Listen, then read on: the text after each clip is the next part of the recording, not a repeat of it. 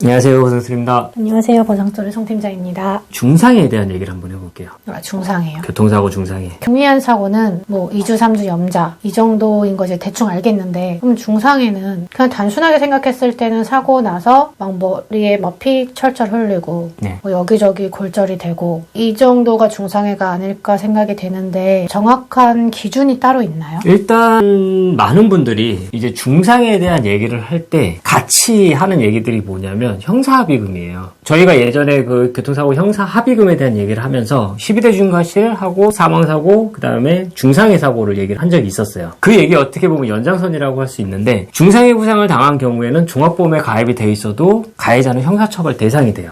그래서 내가 형사처벌이 된다는 거는 피해자하고 형사합의를 해야 될 필요성이 있다라는 걸 의미한다라고 말씀을 드렸었죠. 그래야 좀 줄일 수 있으니까요. 그렇죠. 처벌을. 내가 받는 벌을 좀 줄일 수가 있으니까. 그렇기 때문에 이제 피해자분들도 가해자한테 내가 형사합의금이라도 좀 더 받을 수 있는 거 아니냐, 이런 케이스에서 내가 중상해 해당하느냐 안 하느냐, 이런 내용들에 대한 질문들이 굉장히 많으신 것 같아요. 어느 정도 부상을 당하면 중상해 해당하는 것 같아요? 보통 피해자들은 진단 주수를 가지고 얘기를 하시거든요. 여기저기 막 골절되고 이러면 네. 한 10주 이상 나오지 않나요? 보통 뭐 심각하게 분쇄골절을 당하신 분들이 10주 이상의 진단, 뭐 12주 이렇게 나오고, 심한 경우에는 뭐 16주 뭐 이렇게까지도 나오시는 경우 분들이 있죠. 그 정도 진단 주수가 나오면 네. 중상해로 봐야 되는 거 아니에요?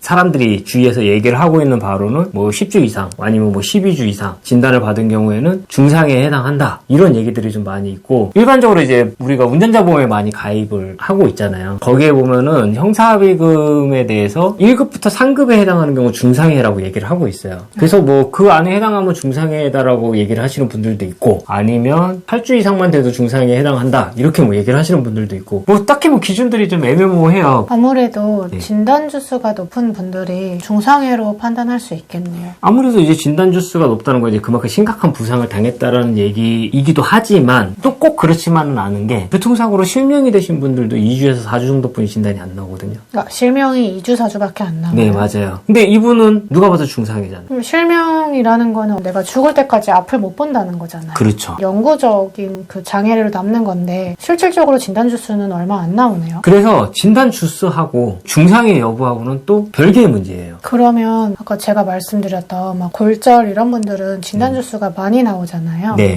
이런 분들 같은 경우는 중상해에 안 될 수도 있다라는 거죠. 그러니까 진단 주수가 10주 이상 막 이렇게 나와도 네. 중상해 해당이 안 될 수도 있는 거예요. 그렇죠. 교통사고 처리 특례법에서 보면은 뭐라고 나와 있냐면, 제가 외우질 못해가지고 보고 좀 읽을게요. 신체 상해로 인하여 생명에 대한 위험이 발생하거나 불구가 되거나 아니면 불치 또는 난치의 질병이 생긴 경우, 생명의 위험은 사망사고를 말하는 거 아니에요?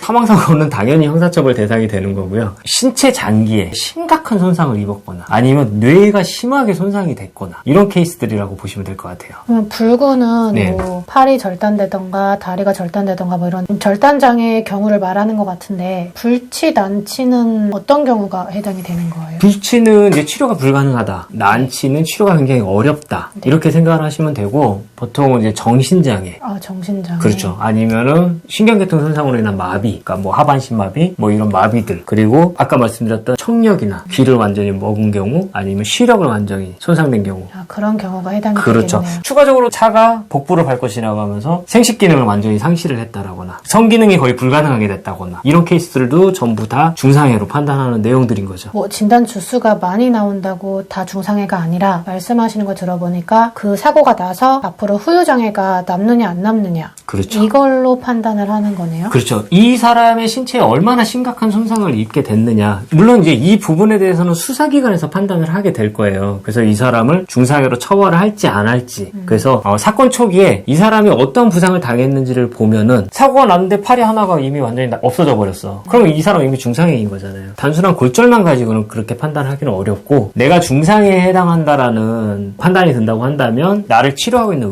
의사한테 그 필요한 그 서류를 떼달라고 하면 서류를 떼줄 거예요, 진단서들을. 그럼 그거를 수사기관에서 제출을 하시고, 내가 이런 심각한 부상을 입었기 때문에 가해자를 강력하게 처벌을 해달라 요청을 하시는 거죠. 아무래도 가해자 입장에서는 부상이 정도가 중상해로 나온다라고 하면 자기 처벌을 좀 낮춰야 되니까 아무래도 더 적극적으로 합의를 하자고 나오겠네요. 그렇죠. 그리고 가해자의 입장에서도 피해자가 심각한 부상을 당했다라고 판단이 된다고 한다면 어차피 그 가해자분의 과실로 인해 가지고 이러한 부상을 당하신 분이거든요. 이분은 앞으로 몇 년이 될지 아니면 평생 불구의 삶을 살게 되실 거예요. 보험사에서 나오는 합의금 얼마 안 돼요. 그거 뭐 몇 억이 나온다고 해서 그거 얼마 안 되거든요. 지금 이분은 당장 생활이 힘드신 분들이에요. 그러면 할 수 있는 한 최대한 형사 합의금을 지급을 하셔가지고 당장 이 어려움을 극복할 수 있도록 또 도와주시는 게 당연한 역할이 아닐까요? 근데 굉장히 많은 가해자분들이 내가 빠져나갈 구멍만 생각을 하시는 것 같아요. 그러다가 후회할 일이 생기시는 거죠. 간혹 가다가 이렇게 중상인데도 에다 그냥 처벌받고 말지 하고서는 합의 안 해주시는 경우도 있나요? 네, 굉장히 많죠. 자제를 하시는 분들도 되게 많고 나도 형편이 어려워가지고 아무것도 못 해주겠다 이렇게 하시는 분들도 많고 실질적으로 처벌까지 가시는 경우도 되게 많고 진짜 뭐 형편이 어려워서 그럴 수도 있는데 사실 자신만 생각을 하는 거죠. 이미 피해자는 그리고 피해자의 가족들은 회복할 수 없는 그런 손해를 지금 얻고 있는 건데 참 안타까운 일들이 많이 벌어지고 있어요. 그러면 오늘 중상에 대해서 설명을 해봤는데 좀 이해가 되시나요? 네, 어디서부터 중상해로 판단을 하면 될지 대충 네네. 어느 정도 감이 잡힌 것 같아요. 네, 그러면 오늘 영상은 여기서 마치도록 하겠습니다. 감사합니다. 감사합니다.